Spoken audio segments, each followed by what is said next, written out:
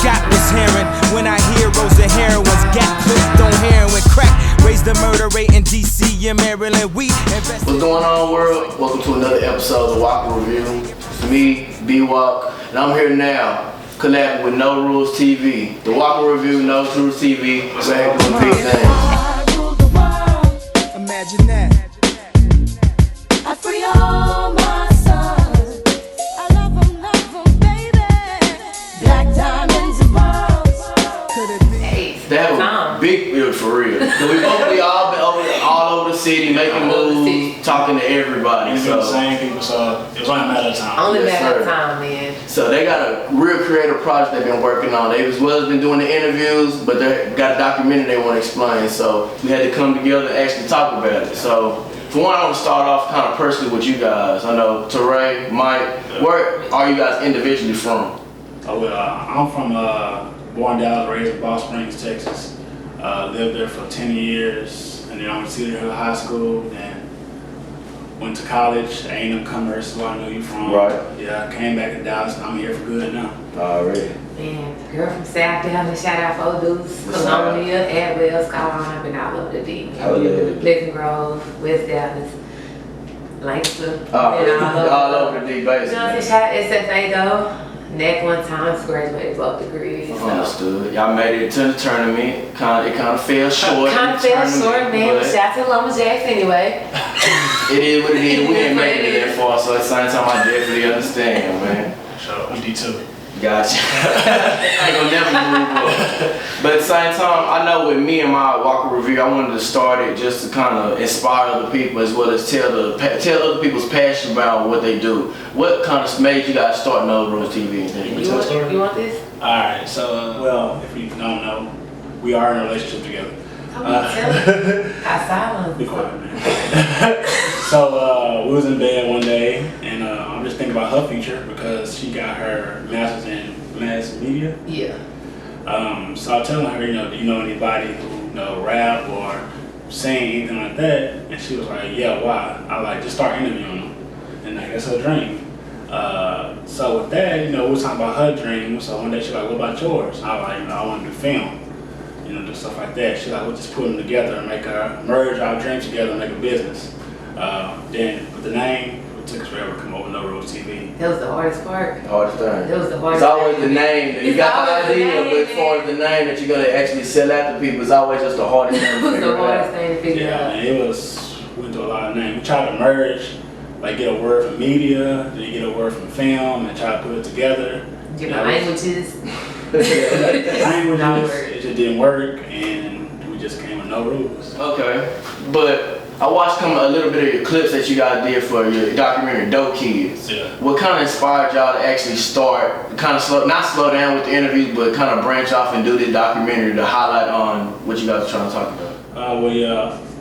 So we both have parents that are on drugs, right? Mm-hmm. So me and Mike always have like these crazy conversations, crazy debates. So we were talking about how we always hear about the crack epidemic and what happened, the people that were on crack at that time, but we never hear what happened to the little kids that was running around the street, or the baby that she had, her baby had to move the grandkids or whatever. So it was like, well, let's just tell that story from those kids that grew up.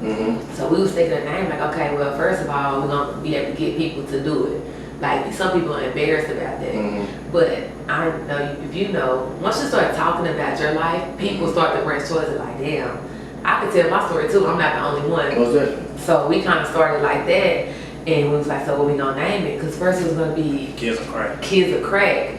Because kids of crack. True. And then, I don't even know how we came up with Dope Kids, really. It was Kids of Crack, and then we actually, because one of the people that was in there, his mom wasn't on drugs. His mom was an alcoholic. Okay. So we couldn't really go with the Kids of Crack no more, because everybody wasn't a kid of crack. Yeah, fit the whole. So we went to the Kids of the Era, but that didn't have the same ring to it. So like, what's a good play on words? And Dope Kids. Okay. So that kind of gave it away to be like, it's nothing to be ashamed of. Like, you still dope. Like, that's like a word that we just go around with right now anyway. It kind of took up a tight and vibe. So it's like, so we just kind of did a play on words and people really gravitated towards it. Nah, seriously, because I can say for myself, when I saw the trailer for Dope Kids, I was like, okay, it can really mean, in my mind, I can think of two things. Either they're talking about some dope individuals, or when I saw the trailer things, I basically, okay, they're talking about how their upbringing around dope, crack, actually how they made it out and actually prospered, then actually turn into the same thing that their parents actually went through. Exactly. Doing the documentary, how were you able to grab these people? Because I know some people might not feel comfortable talking about growing up in a house where their mom was cracked out or daddy was never there and things like that. How was it getting those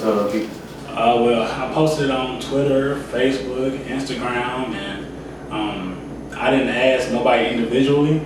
I just wanted, you know, if you're comfortable, come forward. You know, we're gonna get you on camera, we're gonna get your story. So if you're comfortable, come forward. And at first, it was mostly girls.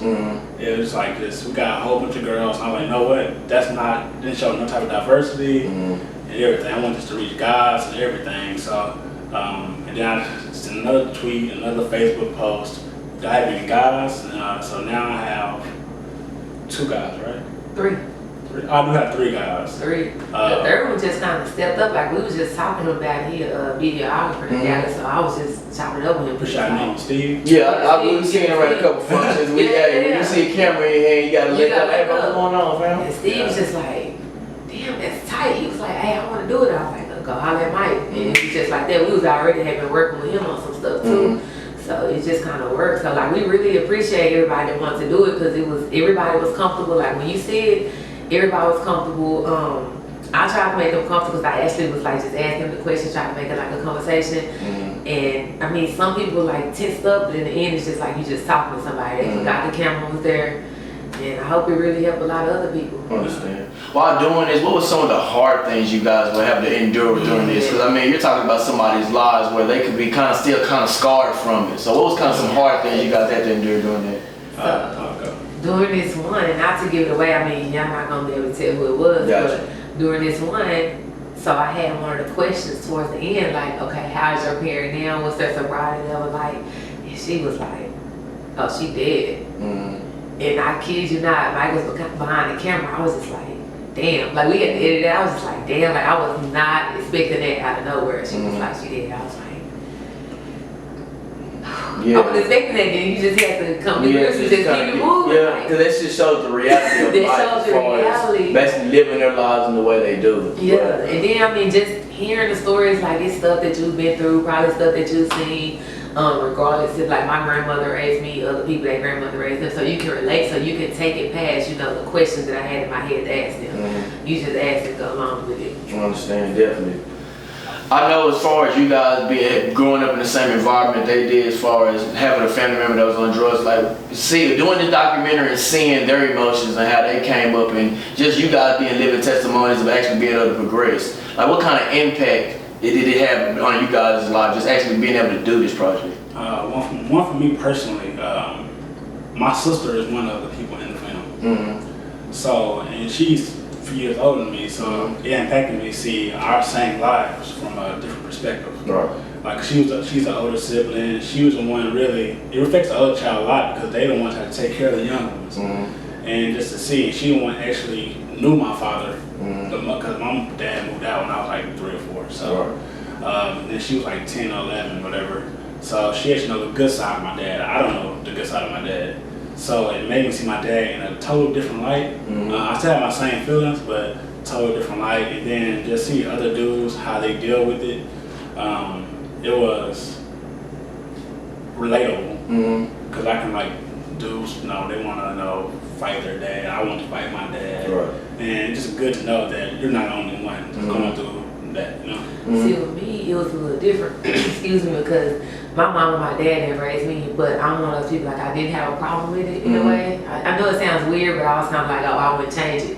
So I always thought that was weird because when I knew other children that had grew up like me, they hated it. They were like, I wish my mom raised me, and I'm like, nah, bro, I'm glad my granny raised me. So I was, when I was actually interviewing one of actually Steve, he kind of felt the same way. I was like, okay, now I understand, because, I mean, I guess in a way you kind of wonder how life would have been if your parents would have actually raised you, but I'm kind of like, nah, I don't think it would have been better than how I was raised anyway. So it was like a totally different effect.